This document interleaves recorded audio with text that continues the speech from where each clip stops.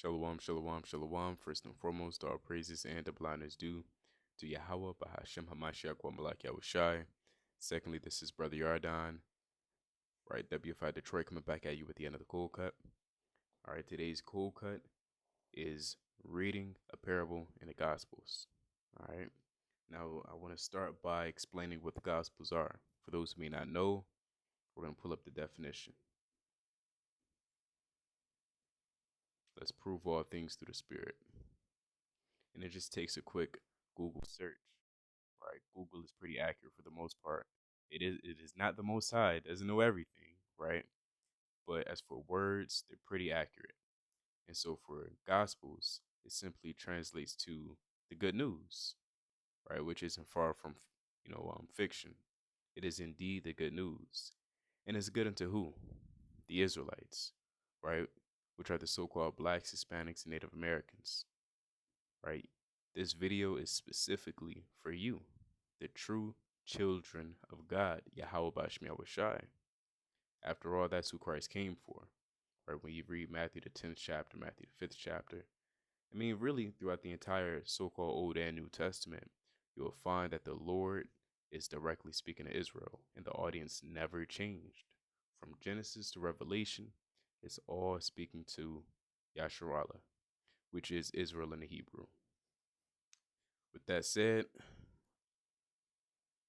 we're going to be reading Matthew, right?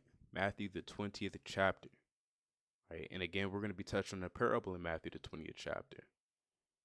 And it wouldn't be right if I don't explain what a parable is, because I don't want nobody to wing it and just kind of assume a parable may be whatever you may think it is. It's fitting that we go into the definition.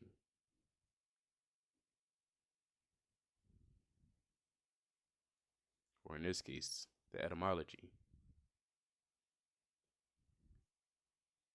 In rhetoric, comparison, metaphor, according to Century Dictionary, especially a formal simile, as in poetry or poetic prose, taken from a present or imagined object or event, distinguished from a paradigm, a comparison with the real past event, right? And it's from the Greek parabole, which is a comparison. And that's indeed what a parable is comparing one thing to another, which is why when you read in the Gospels, and again, the Gospels is really referring to the books of Matthew, Mark, Luke, and John, you will see a lot of words that may say, or sentences that may say, and the kingdom of heaven is like unto so on and so forth. And then begins the parable. Right? It's comparing what the kingdom of heaven is going to be like and what life may be like into the kingdom of heaven.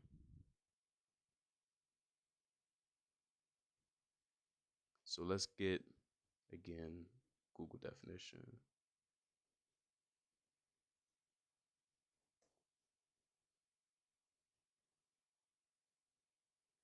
You know what? I actually want,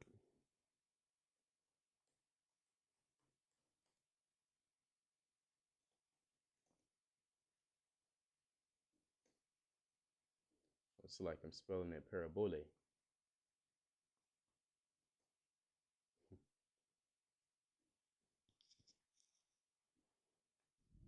Here it is. Usually short fictitious story that illustrates a moral attitude or a religious principle.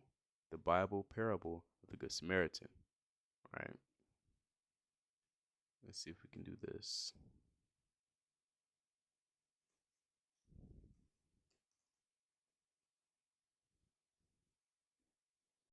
See, that's a simple story used to illustrate a moral or spiritual lesson.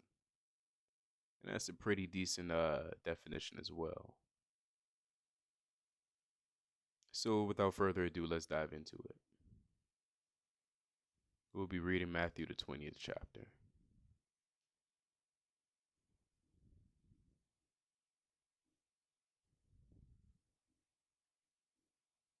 And actually, I'd rather start with Matthew chapter 13. Because a parable is something that isn't meant to be revealed or made known unto everybody. It's a parable for a reason. It's cryptic, it's cold, it's slang, if you will, right? It's really meant for a certain group of people, a certain demographic. So let's get Matthew chapter 13, verse 10. Instead of verse 9. Who hath ears to hear, let him hear. This is what Yahushua said at the end of his parable, right, with the sower and the seed. Now, he didn't explain it. He just said, hey, if you got ears to hear, okay, all praises. No explanation. And this is what the disciples said. Verse 10, and it reads, and the disciples came and said unto him, why speakest thou unto them in parables? He answered and said unto them, because it is given unto you to know the mysteries of the kingdom of God, but to them it is not given. And this is another beautiful example and account of how Yahushua, right, who the world may ignorantly call Jesus the Christ, is not sent for everybody, right? He's not here to cater to the world, right? And this is also shown through the parables and how he speaks. His attitude towards certain people, right? He said, unto them it is not given, but to you it is given. That's why he said, who hath ears to hear, let him hear. If you're able to understand and perceive the words that I'm saying, hey, then you're able to hear. All praises. But for those who are unable to hear, hey, it is what it is. So with that, let's go to Psalms chapter 78. Some people may be getting offended right now. Well, I don't know. That's not the Christ I knew. And I was in Sunday school. Christ came for everybody. Well, here's a reality check. He's not coming for everybody. Right? His tone and his words, it doesn't reflect that. If you're coming for everybody, you wouldn't have to be so cryptic and in your points and the message you're trying to convey. You would not be so, mysterious. You would say it plain. It reads in Psalms chapter 78, verse 1, give ear, O my people, to my law, incline your ears to the words of my mouth. I will open my mouth in a parable. I will utter dark sayings of old. Now, a dark saying is similar to a parable. A dark saying doesn't mean it's wicked because it's dark, but it's dark because obviously, as the word suggests or the phrase suggests, you can't see things if it's dark. That's why it's referred to as a dark saying. It's hard to be able to see, which we have heard and known, and our fathers have told us. Right, so this parable, right, along with many other, is made known and revealed unto us, right, by the spirit and power of Yahweh Shemel Shai. That's how it's made known. Only by the will and by the grace of the Lord, right, we're able to understand the parables that Yahweh Shai speaks of. Verse 4, we will not hide them from their children, shewing to their generation to come of the praises of the Lord and his strength and his wonderful works that he hath done. And this is beautiful verse. So remember, parables are dark. Certain key words that you may see, and which we'll also read as well, you'll try to figure out, well, what is this likened it to? Well, what does this represent? What does this mean? What's the purpose of the householder and the laborer in the vineyard? And why are there hours? Why is that a central theme in this parable? Right? You got to get down and get dirty with the scriptures. Right? You got to really study the truth thyself approve. You got to go precept upon precept. And you also have to take your mind off this Western mindset and jump back 1,000 years ago. Jump back to 1 AD. Jump back to 2000 BC. Right?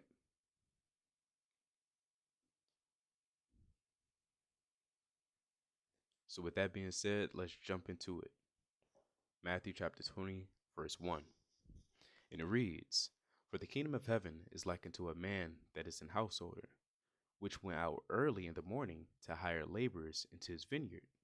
Now a householder, and we're gonna slow roast this. You understand? We're not gonna just skim through it. We're not going to just jump through it. We're not going to skip. We're going to slow roast this, right? And the householder, he's an important part into to this parable. The householder, his duties is to maintain the house, inside and out, right? In this case, he has a vineyard which he has to keep, and by keep, he has to till it, and by till, I mean he has to maintain the whether it be fruits or a tree there. Typically, something is grown in your vineyard, right? It could be grapes, it could be a lot of things, right? But nevertheless, as a householder, your job is to be diligent of what goes on in your vineyard and who's in it and who's not in it, right? Whether you have a laborer that's slacking or whether your labor is working hard, you have to make sure what's going on in your household, right? That's the duty of a householder. Let's get this precept. You can get it here. 2 Maccabees, chapter 2, verse 19. And it reads, this is what I want. 2 and 29, Salakia. For as the master builder of a new house must care for the whole building, but he that undertaketh to set it out and paint it must seek out fit things for the adorning thereof. Even so I think it is with us. So, the scribes and Ezra, who it's like the scribes who compacted Maccabees, it took a lot of labor. It took a lot of work.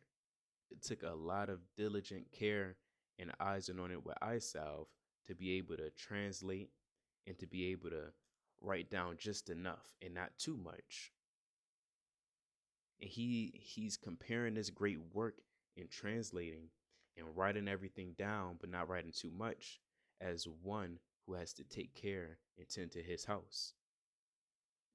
So it just gives you a good picture or a good image of the duty of a householder and his responsibilities. So again, verse 1, for the kingdom of heaven is likened to a man that is an householder, which went out early in the morning to hire laborers into his vineyard. And laborers, that's pretty easy. Let's get the word, the etymology of that.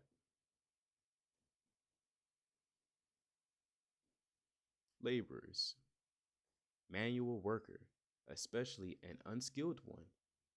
Agent now from labor, meaning member of the working class, member of the lowest social rank, right? In most societies, it's that's usually what it's seen as, someone of a very low rank, working class. They may call it a blue collar worker today, right? They're considered laborers. Let's go to Google definition.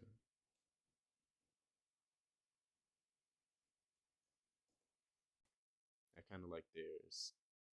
A person doing unskilled manual work for wages.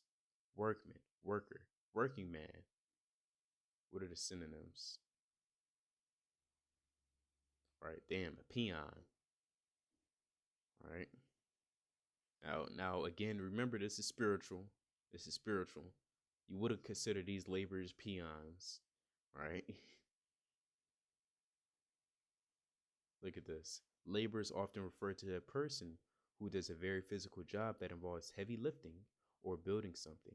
A worker usually refers to someone who works in an office, right? And being in this truth, we're not working in the office. We getting dirty with our hands, right? We getting nasty with the precepts on the right hand side, right? If you have ears to hear. I want to pull out Webster's.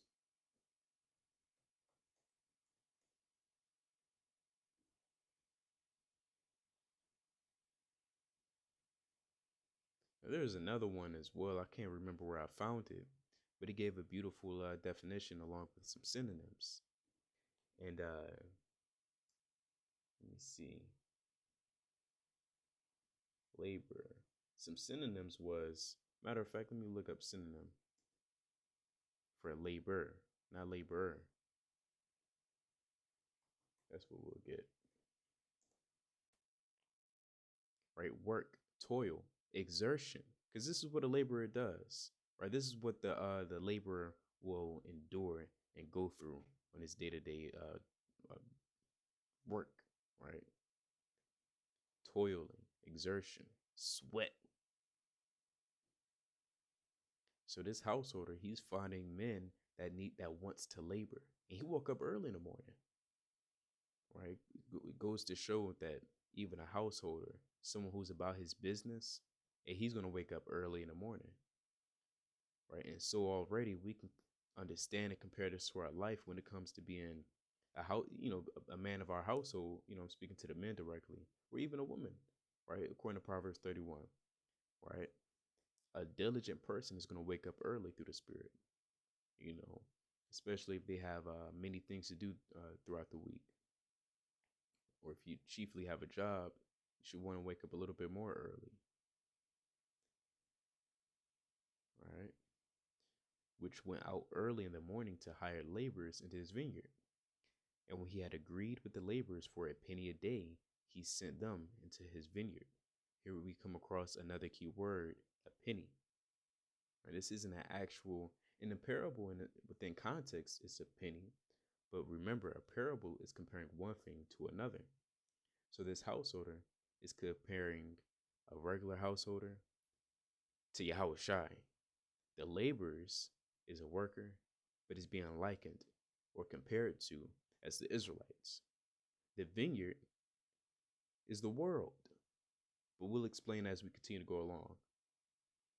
And of course, I'll touch on penny in a second, right? And when he had agreed with the laborers for a penny a day, he sent them into his vineyard. Let's break down vineyard real quick. Let's get Matthew chapter 13.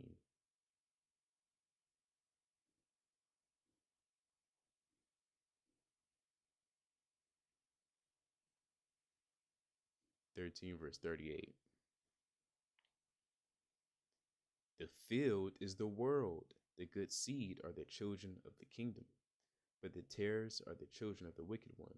Main thing I would really want to extract is and focus is that the field is the world. So is a vineyard, right? The vineyard can be likened to the world, because in the world or in a vineyard, you have to do a lot of sowing.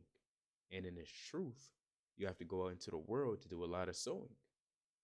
That's why it says, and I'll get it in my actual Bible in front of me real quick. Classic in Proverbs. We'll read along together. Let me get this in Proverbs 1. The classic. Matter of fact, before I bring that, I'll bring out another one in the Gospels. Luke chapter 14 that focuses on the same point. In verse 23. And the Lord said unto the servant, go out into the highways and hedges. That's the world. The highways and the hedges, and compel them to come in, that my house may be filled. So here we see the similar wordplay or theme of a house, right? And the Lord wants these workers, these laborers, to come near into his house. In this case, he's looking for people to come in and to eat of this supper. But what we're focusing on in Matthew 20 is workers and laborers. With that said, I'll bring out Proverbs chapter 1, verse 20.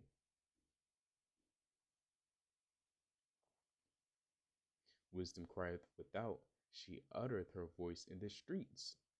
She crieth in the chief places of concourse. Right? Let's pull up that word concourse.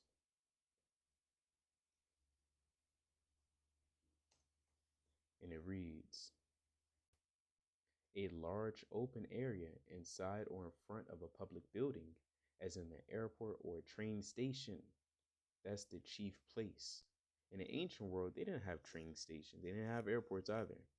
But today, our chief place of concourse, where it's lawful to teach, right, is primarily downtown areas. That's where the most traffic is.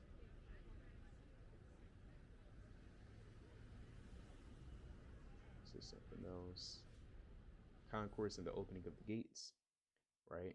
And the gates, that's where a lot of people are moving in and out. That's a lot of footwork. In the city, she uttered her words, saying, how long, ye simple ones, will ye love simplicity? And scorners delight in their scorning, and fools hate knowledge. So again, we see the same spirit of it's like, where is it? The chief place of conquest, world, vineyard. They all have pretty much the same spirit and tone, reflecting that it's the world. So moving on, verse 2. And when he had agreed with the laborers for a penny a day, he sent them into his vineyard. And he went out about the third hour and saw others standing idle in the marketplace. Right, marketplace, that's the chief place of concourse. A marketplace is not only exclusive to what we read, in Google definitions, such as an airport or a public building. It could be a marketplace. It could be a park. It could be the beach. It could be a lot of places, right? Wherever the most footwork is, that would be considered the chief place of concourse.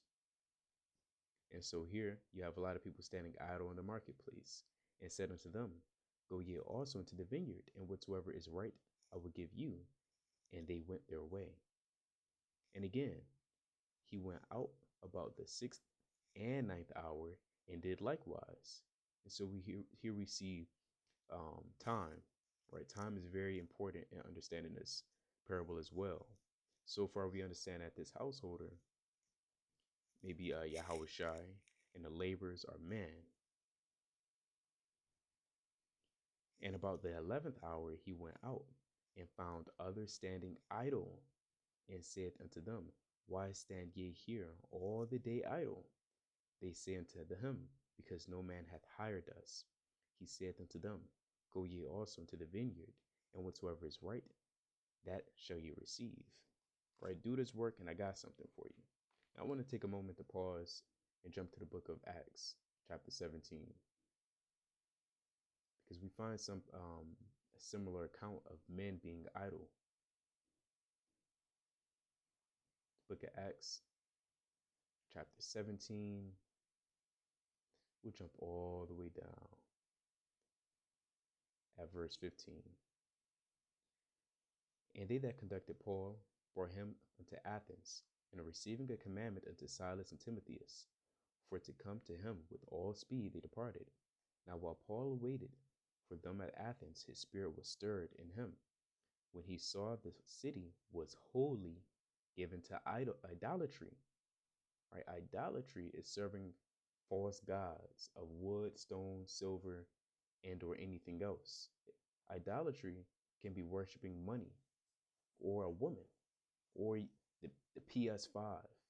Idolatry is simply worshiping anything that isn't the Most High.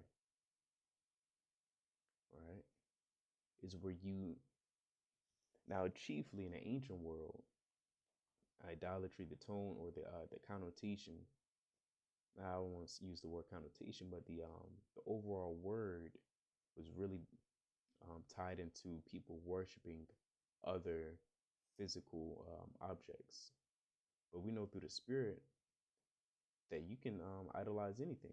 You can set anything up to on a pedestal. Your job, your woman, your dog, animals, anything.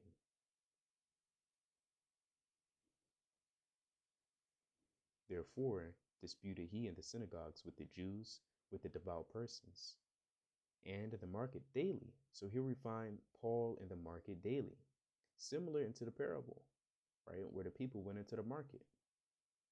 In the ancient world, the marketplace was popping. I mean, you see everybody, all different kinds of walks of life, the same way you do watching the videos on YouTube. Type in any camp, or in this case, you can look up any WFI camp, WFI Arizona, WFI Little Rock, or in Arizona, WFI Little Rock, WFI Cali, right? WFI Baltimore, Detroit, Chicago, Milwaukee, Maine, Philly, Pittsburgh, Florida, right? Texas. You will see that there's nothing but nonstop traffic for the most part, right? It's as if we're in a market daily, in the marketplaces as in the days of old. So again, into the market daily with them that met with him. Then certain philosophers and Epicureans and Stoics. Now this requires we can do. I'll pull it up on the screen. But philosophers of the Epicureans, right? I'll pull it up on the screen, and then you have Stoics. They themselves, they deserve a cold cut alone, right? They deserve a cold cut, but we're not touching too much on them in this cold cut. But just understanding these are men with a certain philosophy of life, right? Encountered him and said, "What will this babbler say?" Others some, he seemeth to be a setter forth of strange gods, because he preached unto them Yahushai and the resurrection. This is something pretty foreign to them. They're not familiar with Yahushai. They're not really well understood with the law, with the Torah. They don't have a good foundation or milk on the spirit or resurrection. So they're calling him a babbler. They said, "What the hell are you talking about?" And they took him and brought him unto Areopagus, saying, "May we know what this new doctrine whereof thou speakest is? For thou bringest certain strange things into our ears. We would know therefore what these things mean. For all the Athenians and strangers which were there spent their time in nothing else but to either tell or to hear some new thing." And this is the main verse I want to focus on. We built up to it, and here we are, right? And this was you in the world. You was just waiting to hear something new. What's the word of the day? What did Black China do now? What did Drake say to Kendrick? What did Kendrick say to Drake? What is 50 Cent doing right now? What's going on with Keisha down the street? What's going on with the party? Who got the poppers? The Zambies, right? Who got the Zoot Zoots, the Z's, the Sheets, right? This is you in the world, just waiting to hear something new. But you were called out of darkness into that marvelous light, like it says in Ephesians 5 and 8. And that marvelous light is the truth, the law, which gives you understanding on how to navigate throughout this world. And this correlates to what? This correlates back to verse 6. And about the 11th hour he went out and found others standing idle, and said to them, "Why stand ye here all the day idle?" And ask yourself, how did you come into this truth? Through who or how? Was it a dream? Was it a brother? Was it a sister? Of course, at the end of the day, it's the Most High. But on a carnal level, how did you come in and wake up to who you are? Chiefly, more than likely, it was through a man. And or perhaps a woman, flyer. Maybe you're just scrolling through YouTube. You was being idle until the Lord called you into this thing. And he doesn't have to say, "Hey, Marcus, wake up and put on fringes." And he does it subtly through the Spirit. But I digress. Verse 7. They say unto them, "Because no man hath hired us." He saith unto them, and that man, no other man, the other men that don't really hire people is Islam. They're not hiring people. It's if you just stumble across them. Catholicism, they're not hiring people. The church, they stay cozy. What do they call it? Their pews, whatever.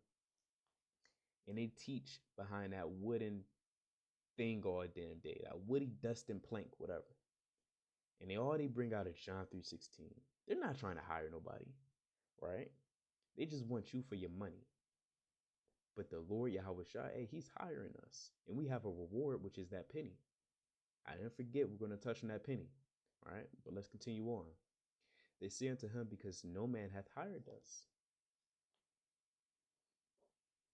He saith unto them, "Go ye also into the vineyard." Right?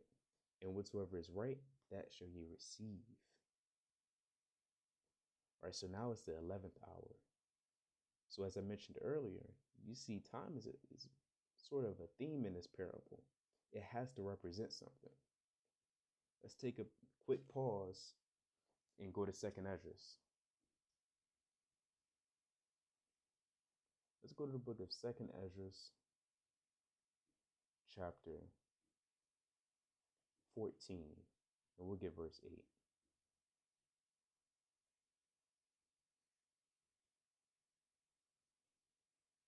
That's not what we want. Before we get that,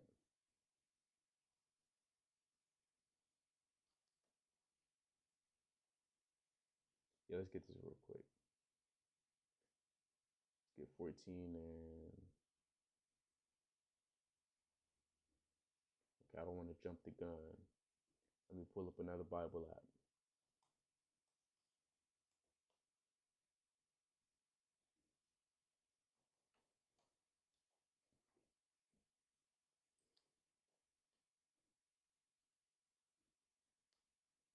Let's get Second Esdras.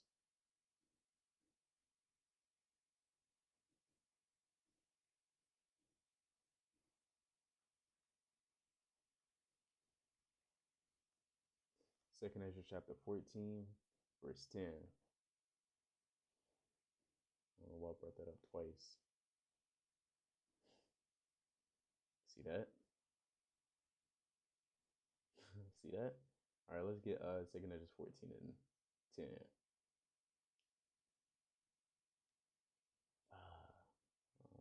Yeah, I do want to start at 8.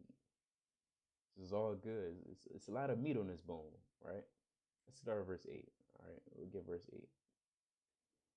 And that thou lay up in thy heart the signs that I've showed, and the dreams that thou hast seen, and the interpretations which thou hast heard. For thou shalt be taken away from all, and from henceforth thou shalt remain with my son, and with such as be like like thee, until the times be ended. Right now, this is a deep, heavy account. This lesson, we're focused on Matthew 20 in the Gospels, which is to be seen as a milk lesson. So again, that's why I'm not going too heavy into Second Esdras. I'm not touching too heavy into the Stoics and Epicureans, but I want to stay on path onto the main lesson, right? And it's building up to a certain point. Just understand that this is the Lord speaking to Esdras, telling him, hey, and you're going to be reserved in a place of reservation, for lack of better words, until the end be. Verse 10. Now we get into it. For the world hath lost his youth, and the times began to wax old. All right, so let's pull up something.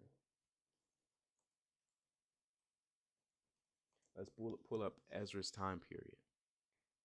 He was during the early Second Temple period. You will find out more about the temples, maybe perhaps in another cold cut. You'll find out about him in the book of Nehemiah, along with his other contemporaries such as Zerubbabel and Joshua. But right now, I want to focus on the time period in which he's placed, which is roughly around this era, 480 to 440 BCE, right? That BCE is before the Common Era. And BC alone is simply before Christ. And for those who may not know, Ezra is a priest, right? An important scribe. So during the 3rd century, he even tells them during the 3rd century, the times begin to wax old. And it's speaking, the world in this context is the actual world, right?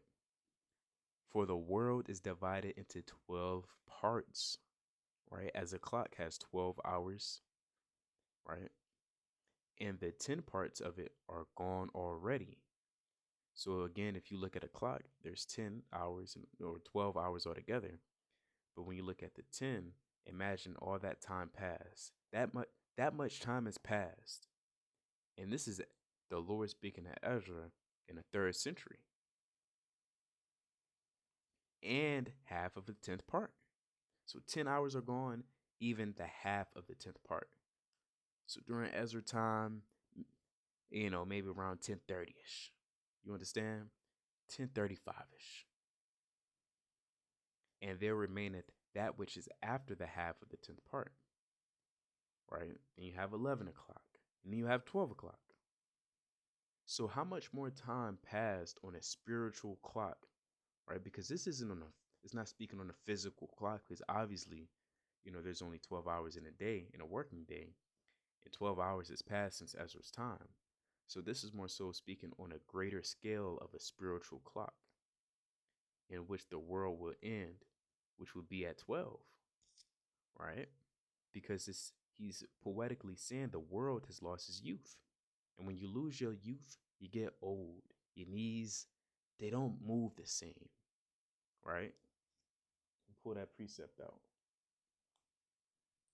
I know it may seem pretty plain, but precept must be upon precept.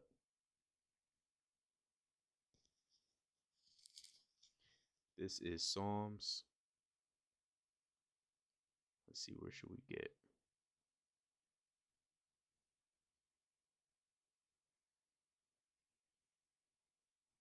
Right, in your youth, you can do a lot of things that an elder can't. You can jump rope, you can hoop, you can do a lot of things. You can bend down to pick up a dollar that you dropped.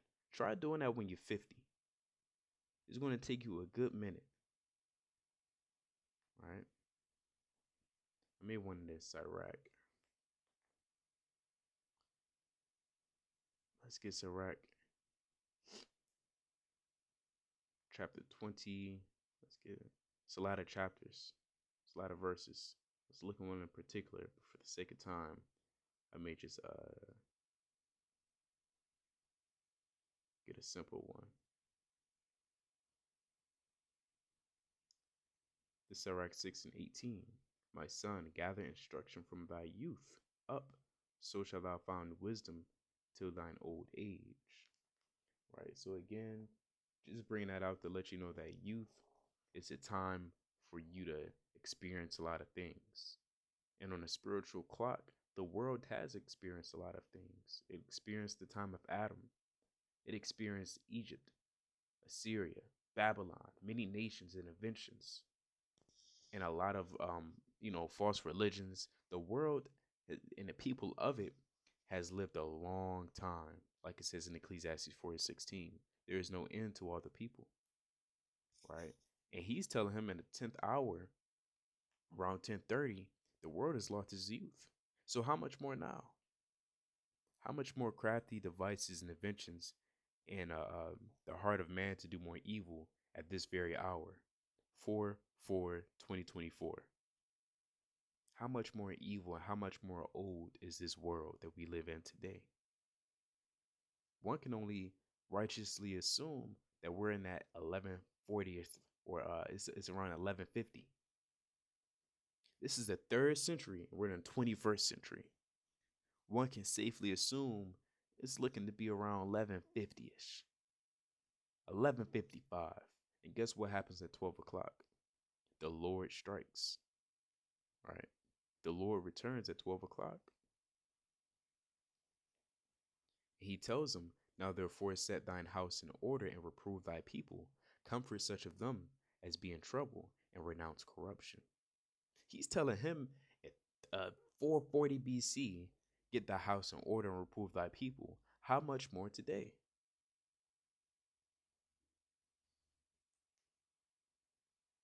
With that, let's jump to verse 16. Oh, Slakia. Verse, where do we leave off? 9. I was start at verse 7. They said unto him, because no man hath hired us, he saith unto them, go ye also into the vineyard, and whatsoever is right, that shall ye receive. So when even was come, even is nighttime, right? Remember, it's 12 hours in a working day. When even was come, the Lord of the vineyard saith unto his steward, and let's prove that actually. I want nobody to say, well, what do you mean? I don't know how many hours are in a day. What does scripture say? Thus saith the Lord. Let's bring out thus saith the Lord. I believe that's 7 and 11. Maybe 11 and 9. Might be 11 and 9.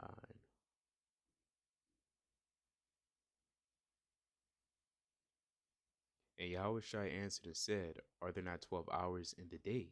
If any man walk in the day, he stumbleth not, because he seeth the light of this world. But if any man walk in the night, he stumbleth, because there is no light in him. The main thing we want to focus on is how Yahushua is confirming that there are 12 hours in a working day.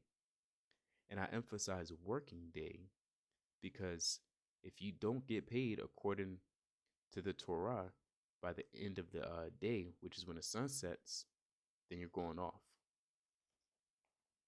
Let's pull that up, actually. I'll pull it up on the screen, right? Matter of fact. So there you have it. With that said, let's jump back to Matthew chapter 20. They said unto him, we read that verse 8. So when even was come, the Lord of the vineyard said unto his steward, Call the laborers and give them their hire, beginning from the last unto the first. So the Lord has a steward as well, and he said, Hey, bring forth the laborers. I got something for them, right?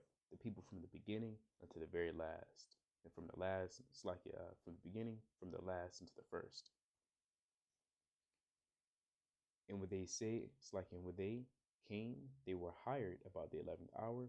They received every man a penny. There we go, seeing that word penny. A penny represents the kingdom, salvation. That's your reward for putting in a work. Because as you're in this vineyard, sowing the seeds, right, planting righteous seeds, right, your work is going to be rewarded. And the Lord knows that. That's why he's paying you. Let's get that in 1 Corinthians real quick.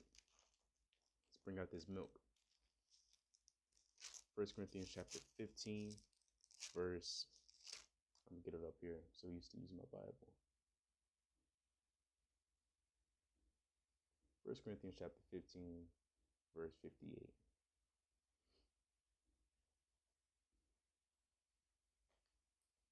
Let me pull up this other one.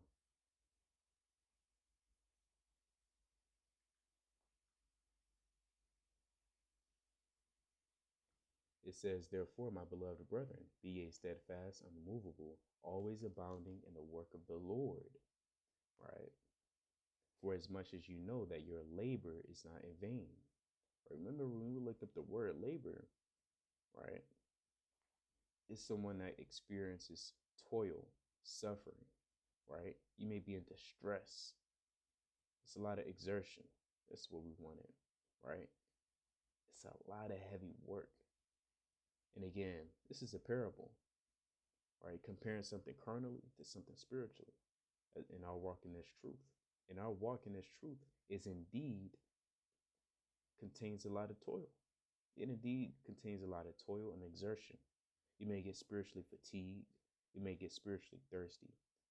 Hell, sometimes you may even feel burdened. But your labor is not in vain. And that alone should be more than enough exhortation. And it's not in vain because the Lord's going to give you your reward. Let's bring out another precept. The Lord is liberal of his meats when you read in the book of Sirach. So let's get 1 Timothy chapter 5, verse 18. For the scripture saith, right? For those who say you don't have to read the Torah, Christ didn't read the Torah, is done away with. Here we are. It says, for the scripture saith, right? What does this imply? That Paul, writing to Timothy, read the Torah, and that Timothy, right, a skilled man in wisdom and excelleth in knowledge, he read the Torah as well. Paul said, I speak to those who know the law. For the scripture said, thou shalt not muzzle the ox that treadeth out the corn, and the laborer is worthy of his reward. So we have a reward in this thing. All laborers, they receive a just reward.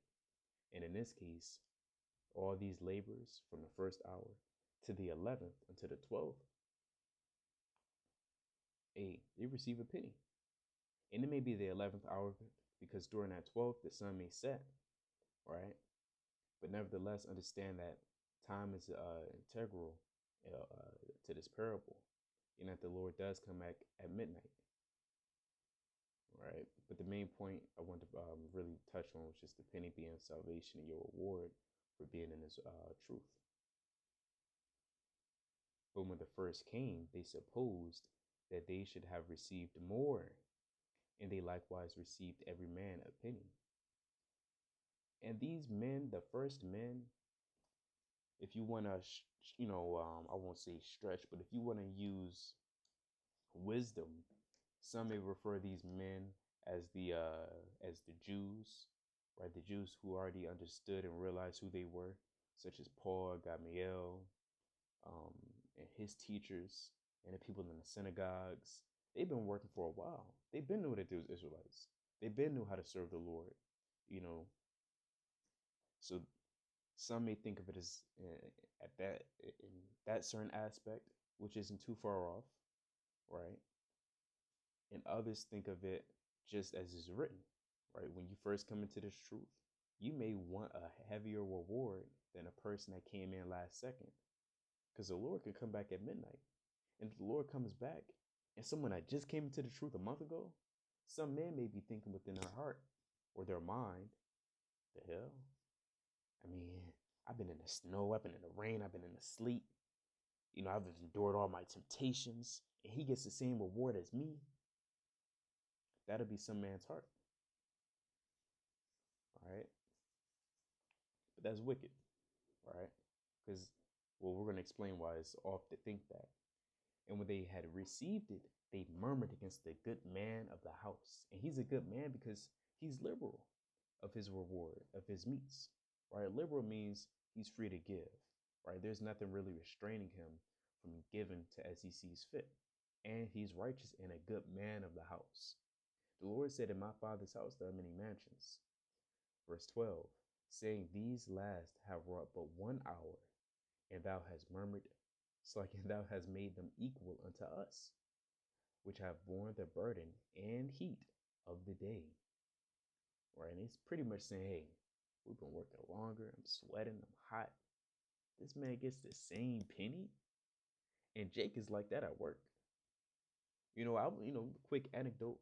When I at my previous job, I got paid a certain amount, and Ishmael came up and said, "Hey man, I've been working longer than you, and I hate to say it, but hey, you don't deserve that." That's the spirit he was moving in. He said, "Pretty much, you don't deserve that. It took me 7 years to get that much." Well, Salakia, brother, the wages were so low 7 years ago. It is. You got to deal with it.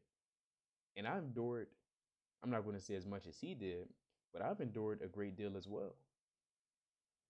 So that's a quick anecdote to perhaps help you to better understand this parable and what we're reading thus far. Verse 13, but he answered one of them and said, friend, hey, and this how mighty the Lord is. They're murmuring, they're speaking bad, right? And this is how the Lord responds. But he answered one of them and said, friend, I do thee no wrong. Didst thou not agree with me for a penny? Take that thine is, and go thy way. Get out of here. You got your reward. I don't want to hear that. I will give unto this last even as unto thee. What I gave unto the last man, I'm going to give it unto you as too. Is it not lawful for me to do what I will with mine own? It's the Lord's money. You can't get mad at him. That's like that Ishmaelite I told you in the anecdote, him getting mad at his employers. The employer's going to tell him to shut up and keep working. I'm going to tell him to shut up and keep working. Take that thine is and go thy way. I will give unto this last even as unto thee. Is it not lawful for me to do what I will with mine own? Is thine eye evil because I am good? Or do you have an evil eye towards me because I'm good? Because I'm doing what's righteous? Because I'm rewarding every man what I've have him signed up for? I'm evil for that? And when you're the householder, when you're the master of the house, and you set the rules, You said it how you want. So it is what it is. And so he ends by eloquently saying, so the last shall be first, and the first shall be last. For many are called, but few are chosen. And so you should be grateful, because many are called, but only few are chosen into this truth. And so the last shall be first, and the first shall be last. Whether you're first or last, you're going to receive your reward, because you're all equal through the Spirit. That's what it means by the last shall be first, and the first last. Right? That's what he explained it already. Where was it?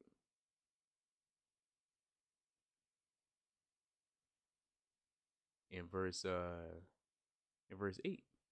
So when even was come, the Lord of the vineyard saith unto his stewards, call the laborers and give them their hire, meaning their money, beginning from the last and to the first. Right? And they even said, you're making them equal unto us? Yeah, y'all equal. It is what it is. Now that's not the now again, this is speaking on one aspect. Because on another aspect, in another parable, specifically in Luke the 19th chapter, the Lord does specify in certain cases that men that may have more is going to be rewarded with more, right? Provided that they do their job continually with diligence. So let me bring this out real quick. Let me use this. So we'll begin to wind down. This is Ecclesiasticus, aka Sirach, chapter 7, verse 15.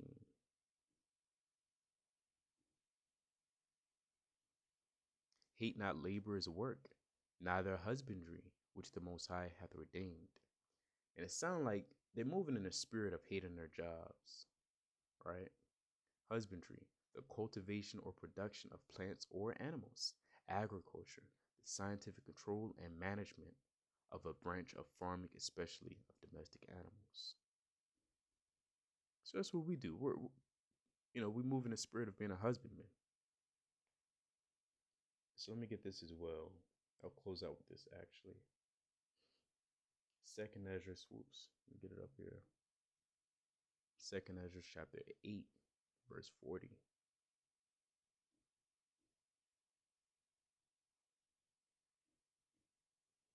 And it reads, like as I have spoken it, now so shall it come to pass. For as the husbandman soweth much seed upon the ground, and planteth many trees, and yet the thing that is sown good in his season cometh not up, neither doeth all that is planted take root.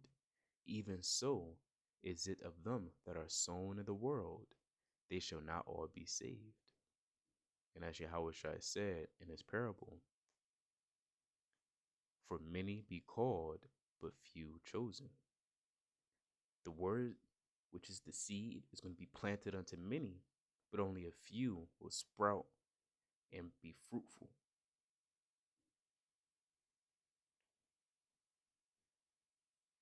I answered then and said, if I have found grace, let me speak.